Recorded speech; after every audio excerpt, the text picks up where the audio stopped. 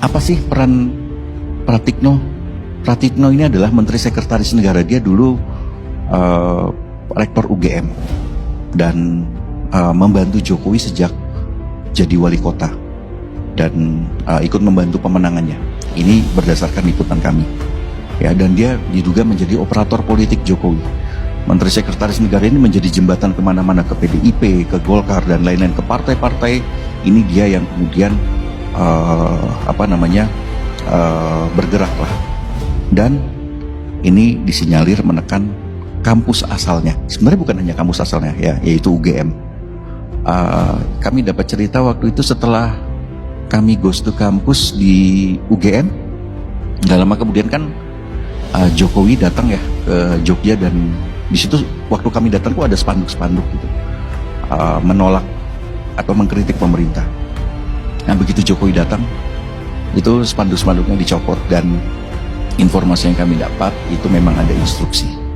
Pratikno terus dituding menjadi otak rusaknya dunia kampus. Hal itu berdasarkan investigasi majalah Tempo. Bukan hanya itu saja, Pratikno dituding menjadi operator politik mantan Presiden Jokowi dalam beberapa kesempatan. Salah satunya saat memuluskan langkah putra sulung Jokowi, Gibran Rakabuming Raka, menjadi capres setelah keluarnya putusan Mahkamah Konstitusi.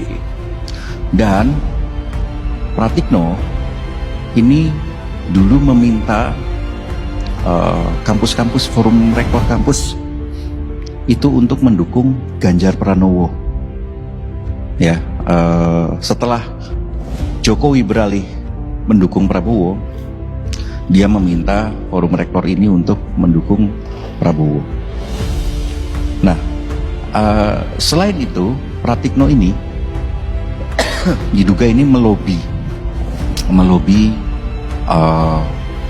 hakim-hakim MK supaya mendukung atau membuka ruang untuk Gibran Rakabuming Raka menjadi calon wakil presiden.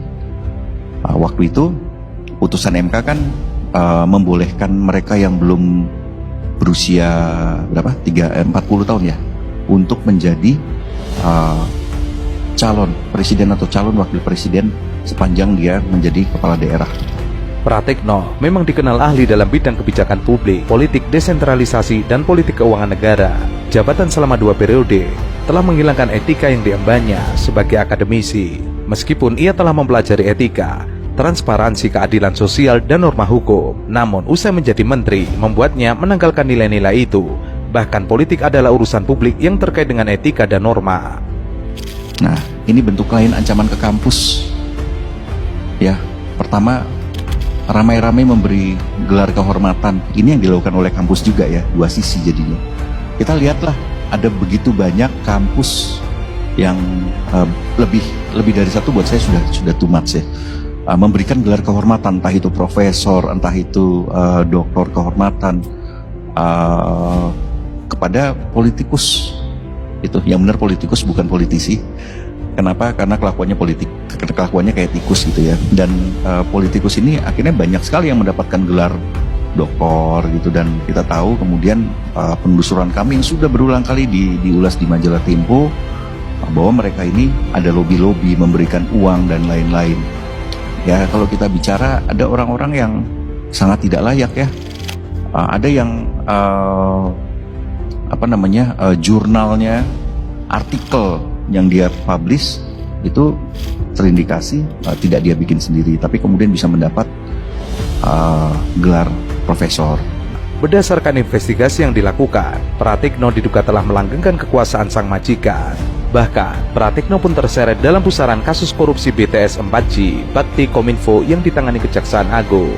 Selain memuluskan Gibran menjadi capres yang belum cukup umur di MK, manuver Pratikno juga menyasar partai-partai agar bersedia menerima putra sulung Jokowi itu menjadi pendamping Prabowo Subianto.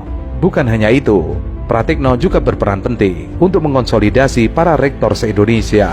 Lalu juga meloloskan pejabat bermasalah. Apa contohnya? Ya, kita melihat dari kasusnya di UI, Bahlil Lahadalia yang kemudian mendapatkan gelar doktor, tapi kemudian bermasalah ya, terbukti bermasalah. Kurang dari 2 tahun dia bisa mendapatkan gelar doktor. Itu orang luar biasa jenius, berarti dia bisa merampungkan gelar doktor kurang dari 2 tahun ya. Gua aja tesis saya sampai sekarang belum selesai gitu kan, tapi dia bisa secepat itu 2 tahun. Ya, pemerintah juga kemudian menjadikan kampus ini sebagai pendukung untuk proyek-proyek strategis nasional atau proyek-proyek pemerintah lah, proyek BUMN dan lain-lain. Dulu di pegunungan Kendeng di daerah Rembang dan Pati ada semen Indonesia gitu, dan pembangunan pabrik semen Indonesia, dan itu menimbulkan kerusakan yang luar biasa. Ini apa yang disampaikan oleh warga di sana ya ketika kami menginvestigasi persoalan ini.